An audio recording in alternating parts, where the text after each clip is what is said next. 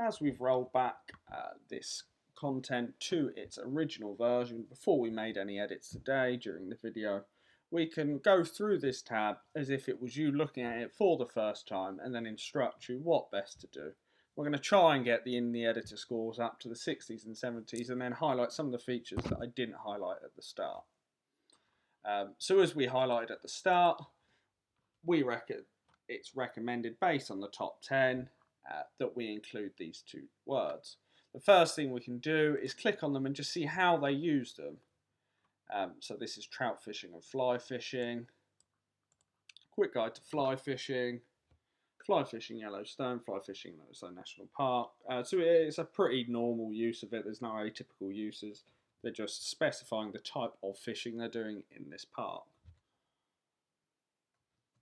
So what we're going to go ahead and do is add a fly word to the start of the title.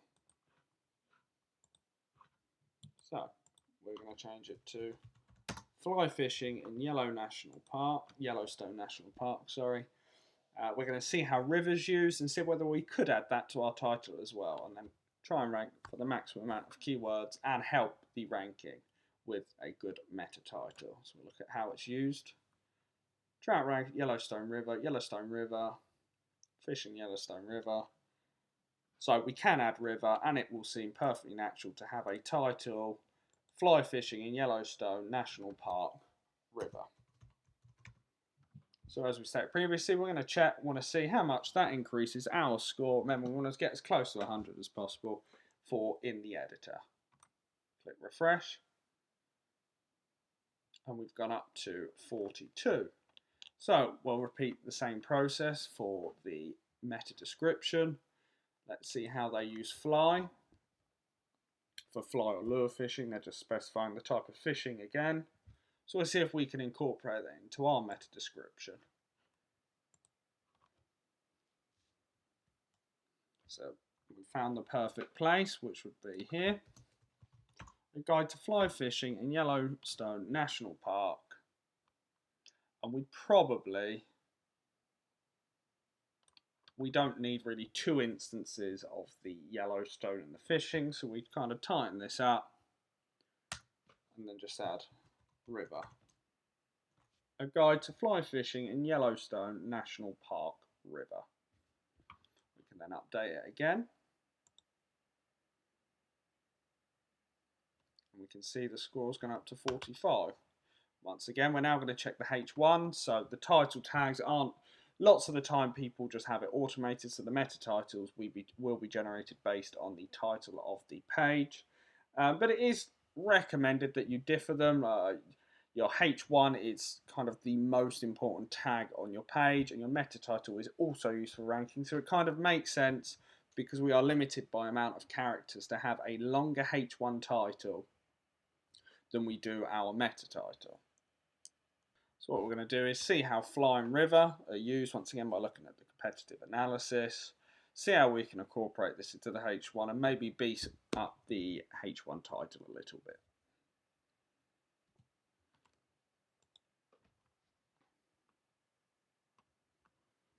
So a quick guide to fly fishing Yellowstone Park.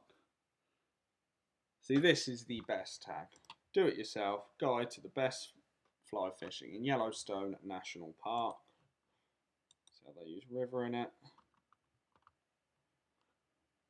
So this is not a typical use of H1 tags. They've used 21 tags for H1. Normally you see just one. So these are a lot more typical and these are atypical. We'd of course recommend only using H1. It's meant to be the one heading for the page, and anything off that should be H2, H3, H4, H5. So let's see what we can come up with.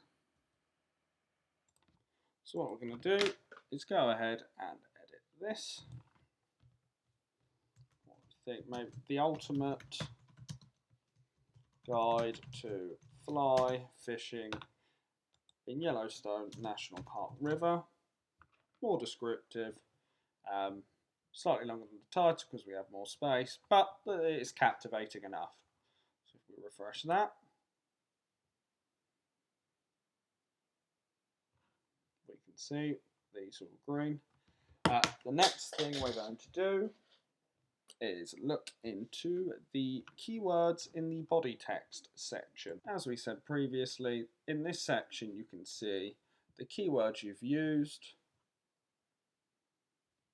its density, the top 10 density, and we can click on this to highlight it in our text. And if we want to see how it's used in the top 10, we click this section here and see how they use it in text. So we can see and really compare whether our use is as natural as theirs or whether they're not optimizing enough. But it's a good bench line to see how they're using it. We also have different categorizations of the type of words. We have exact match, which is it exactly match. So the top 10 competitors have 1 to 2 instances of this exact text, whereas we have 5. Word form is the same meaning of the word and essentially the same word, but maybe in a different tense. So we could have an example for fishing. We could have fishes or fished. All that's changing is the tense. And then we can also have word form phrase. I don't know if it actually pops up in this. No, it doesn't. But if you do see word form phrase, this is referring to essentially a phrase with the same words but structured slightly differently. An example would be fishing license for Yellowstone or Yellowstone fishing license. I'm just going to follow this recommendation now. You'll normally see as a whole, if you've got too many exact match words, we'd recommend using it in a word form. So we're going to go ahead and just take a few of these recommendations. So we'll do this one in this text, 5, 1 to 2.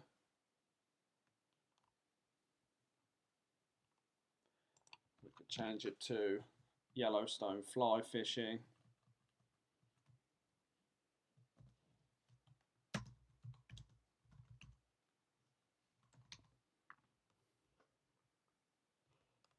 Refresh that. So it's going down. Let's highlight that again to see where they are.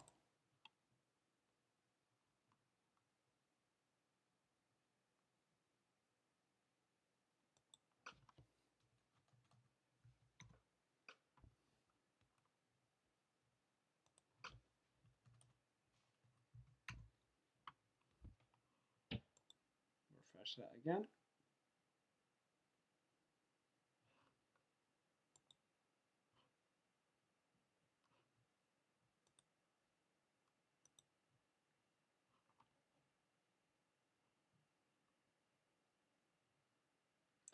So that's showing. So we've removed that criteria. Now it's gone to fish Yellowstone as the next one.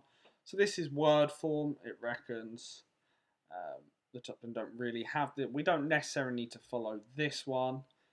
Yellowstone, we have a heavy overusage if we're comparing it to them. So we have a keyword density of 2.03%, whereas they'd only have a keyword density of 1.1 to 1.53. So well, just try and replace this or just remove it. So let's copy the instances. Let's show them. That's a useful place.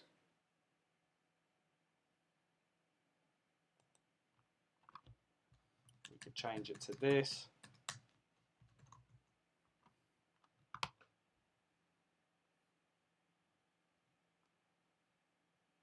Yellowstone Lake is the largest body of water. We can change it once again to this.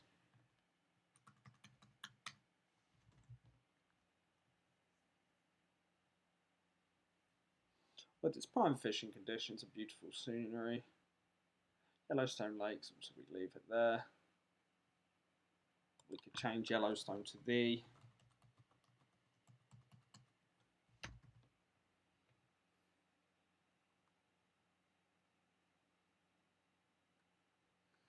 There is no better time to start planning your unique fishing adventure. So we could just remove that in its entirety. Just refresh it, so it says 30. Refresh. 26. We only need to remove 3 more instances to be within that guideline. Let's find a few more. It is a really old theory that the more you use the word, the more relevant Google will see your content as for that word. It used to be a thing. That's where keyword stuffing came from. But now really you should only be using the word when you really need to. You shouldn't be consciously injecting that word into your content. So highlight it again.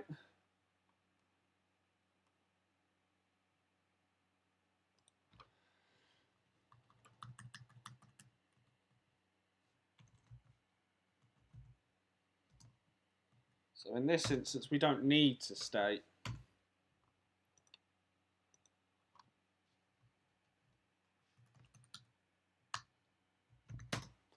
the lake again because we specified it here, Yellowstone Lake, the lake, with its prime condition, the lake, or this lake. We don't need to just constantly specify Yellowstone. It's within the paragraph of talking about Yellowstone Lake.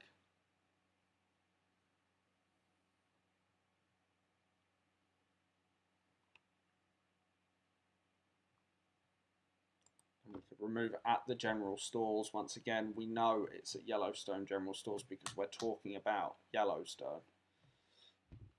Bringing your own gear.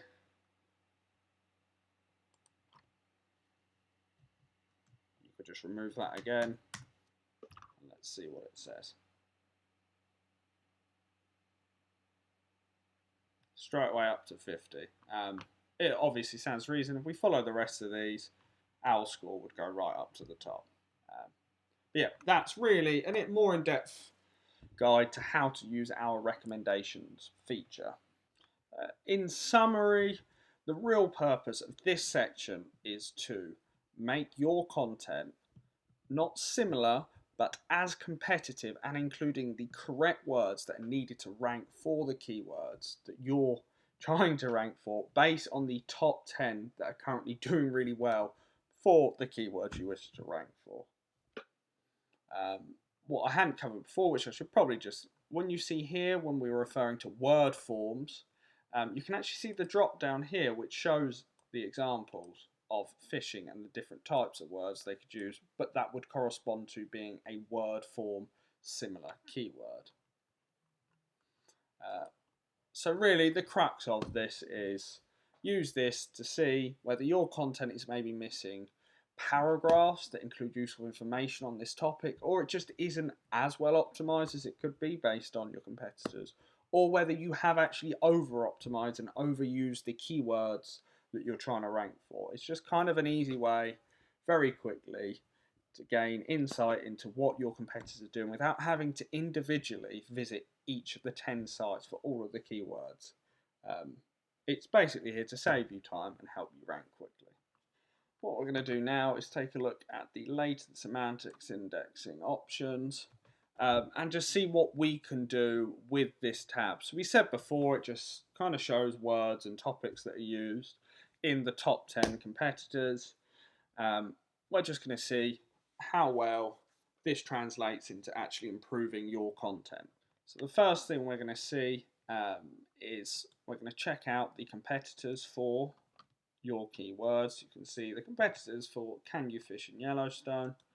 We can see the top results. So there's only 9 here, but that will be because there is most likely a featured snippet or something that's then restricting the organic listing amounts. We can see here how long the articles are meant to be. So this gives us a good guideline of what we need.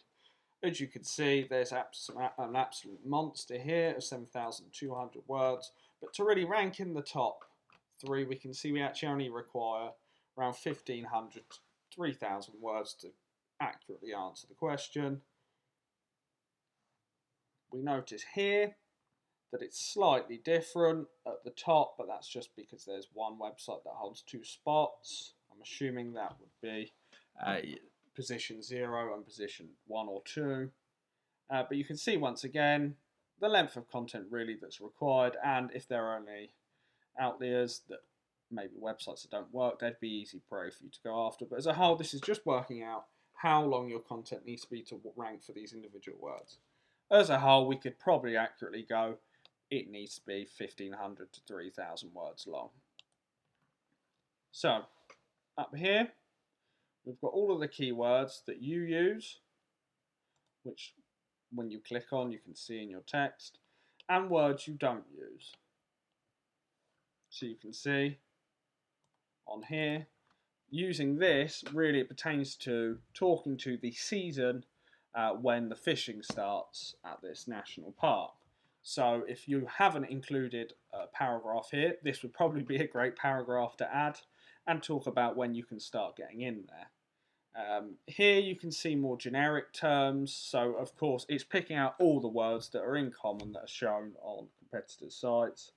But things like here you could be talking about the different creeks available in Yellowstone National Park for fishing. You could be looking at how to work there, what works. Yeah, it's basically a really good way for you as well to find content ideas. I mean, content is hard to create as a whole. You can come up with an idea, but I mean, you could just start a fresh page within our content optimizer and just look at what competitors are ranking for. So all you have to do is enter a keyword group, specify a page, and you can kind of create all of your content from here. We can see on the side the topics they use. When we go back to the recommendations tab, we can use keywords that see the keywords that they're constantly using. Like, you essentially can just go, I want to rank for these keywords. I'm going to add it as a keyword group. I'm then going to open up the content optimizer, and you're pretty much going to get a content plan just ready-made for you. So yeah, that's what the Latent Semantic recommendation panel is really useful for. It's a content ideas, and if you're just looking to sprinkle some useful LSI keywords in, this is the place to go. The last section we're going to cover is really, now we've shown how to edit it in the editor and then increase our score. But now if we still refresh it on the website, it will show the same score. In order to get it onto your website, you need to just open up your content management system and then copy here, which you can see text being copied to the clipboard, and paste it into your CMS. It really is as simple as that. Yeah, that's everything really for today. We hope you found this guide useful. If you have any other questions, don't hesitate to either ask us, drop us an email, or submit a support ticket. Have a lovely day.